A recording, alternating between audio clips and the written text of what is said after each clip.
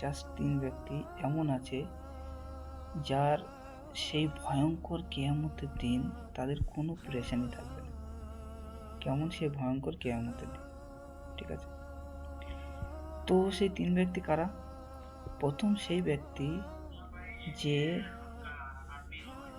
আল্লাহর খুশির জন্য কোরআন শিখেছে এবং ইমামতি করেছেন এবং মুক্তাদিরগণ তার প্রতি সন্তুষ্ট হয়েছে, অর্থাৎ তার প্রতি রাজি আছে মুক্তাদিরগণ যে না, আমাদের ইমাম সাহেব ভালো ব্যক্তি, আমি সন্তুষ্ট।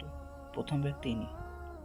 দ্বিতীয় ব্যক্তি তিনি যে আল্লাহর খুশির জন্য মানুষকে, বান্দাকে নামাজের জন্য আহ্বান করেছে, অর্থাৎ এক কথা বলা যায় যে দাওয়াত দিয়েছে। বোঝা গেল?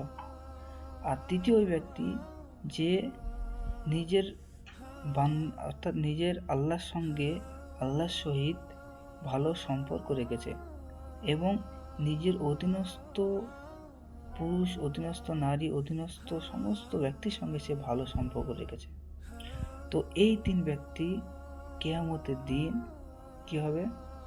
কোনো পেরেশানি তাকে থাকবে না, কোনো পেরেশানি তার থাকবে না।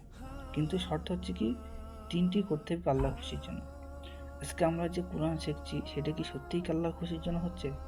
আজকে আমি যে ইমামতি করছি সেটা সত্যিই কি আল্লাহর খুশির জন্য হচ্ছে? আজকে আমি যে বান্দাকে আল্লাহর দিকে ডাকছি এটা সত্যিই কি আল্লাহর খুশির জন্য হচ্ছে? লোক দেখানো তো না, হচ্ছে না তো? এবং কি আমি যে আল্লাহর ভালো ব্যবহার করার চেষ্টা করছি সেই ব্যবহার কি আমি আমার অধীনস্থদের সঙ্গে কি করার চেষ্টা করছি? এটা আমাকে নিজেকে নিজে প্রশ্ন করতে হবে এবং প্রশ্ন করে সেই অনুযায়ী আমল করতে হবে। আর এই 3 ব্যক্তির মধ্যে যদি আমি পড়ে যাই তো পুরো আল্লাহ রাসূল সাল্লাল্লাহু আলাইহি ওয়াসাল্লাম হাদিসের মাধ্যমে এটা বলে দিয়েছে যে এই 3 ব্যক্তির কিয়ামতের দিন কোনো পেরেশানি থাকবে না। ইনশাআল্লাহ আমরা সবাই চেষ্টা করব এই 3 ব্যক্তির মধ্যে পড়ার জন্য।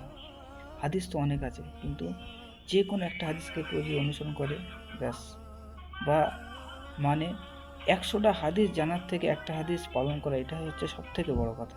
ঠিক আছে? ইনশাআল্লাহ আমরা সবাই চেষ্টা করব আল্লাহর সহি বান্দা হওয়ার চেষ্টা করব ইনশাআল্লাহ।